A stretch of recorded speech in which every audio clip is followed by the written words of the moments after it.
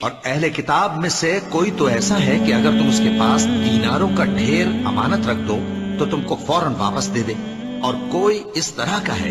کہ اگر اس کے پاس 1 دینار بھی امانت رکھو تو جب تک اس کے سر پر ہر وقت کھڑے نہ رہو تمہیں دے ہی نہیں، یہ اس لیے کہ وہ کہتے ہیں کہ امیوں کے بارے میں ہم سے مواخذہ نہیں ہوگا۔ یہ اللہ پر محض جھوٹ بولتے ہیں اور اس بات کو جانتے بھی ہیں۔ مومنوں، ایک دوسرے کا مال ناحق نہ کھاؤ، ہاں اگر آپس کی رضامندی سے تجارت کا لین دین ہو اور اس سے مالی فائدہ حاصل ہو جائے تو وہ جائز ہے، اور اپنے آپ کو ہلاک نہ کرو، کچھ شک نہیں کہ اللہ تم پر مہربان ہے۔ مسلمانوں، اللہ تم کو حکم دیتا ہے کہ امانت والوں کی امانتیں ان کے حوالے کر دیا کرو، اور جب لوگوں میں فیصلہ کرنے لگو تو انصاف سے فیصلہ کیا کرو۔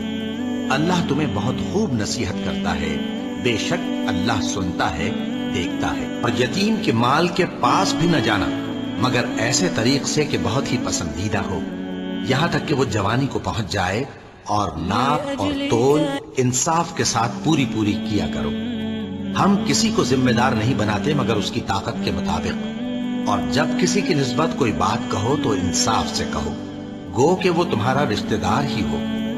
اور اللہ کے عہد کو پورا کرو۔ ان باتوں کا اللہ تمہیں حکم دیتا ہے تاکہ تم نصیحت قبول کرو۔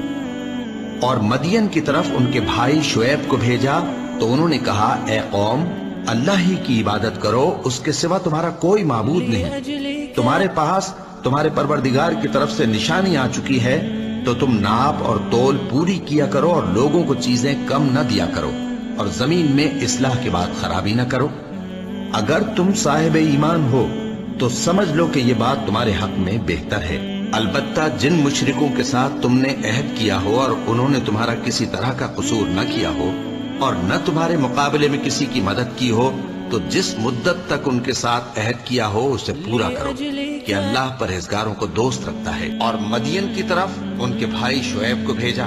تو انہوں نے کہا کہ اے قوم، اللہ ہی کی عبادت کرو کہ اس کے سوا تمہارا کوئی معبود نہیں، اور ناپ اور تول میں کمی نہ کیا کرو، میں تو تم کو آسودہ حال دیکھتا ہوں، اور اگر تم ایمان نہ لاؤ گے تو مجھے تمہارے بارے میں ایک ایسے دن کے عذاب کا خوف ہے جو تم کو گھیر کر رہے گا۔ اور اے میری قوم، ناپ اور تول انصاف کے ساتھ پوری کیا کرو، اور لوگوں کو ان کی چیزیں کم نہ دیا کرو، اور زمین میں خرابی کرتے نہ پھرو، اور یتیم کے مال کے پاس بھی نہ پھٹکنا مگر ایسے طریق سے کہ بہت بہتر ہو، یہاں تک کہ وہ جوانی کو پہنچ جائے، اور عہد کو پورا کرو کہ عہد کے بارے میں ضرور پرسش ہوگی، اور جب کوئی چیز ناپ کر دینے لگو تو پیمانہ پورا بھرا کرو، اور جب تول کر دو تو ترازو سیدھی رکھ کر تولا کرو، یہ بہت اچھی بات اور انجام کے لحاظ سے بھی بہت بہتر ہے۔ اور جو امانتوں اور اقراروں کو ملحوظ رکھتے ہیں، ناپ اور تول میں کمی کرنے والوں کے لیے خرابی ہے۔ جو لوگوں سے ناپ کر لیں تو پورا لیں، اور جب ان کو ناپ کر یا تول کر دیں تو کم دیں۔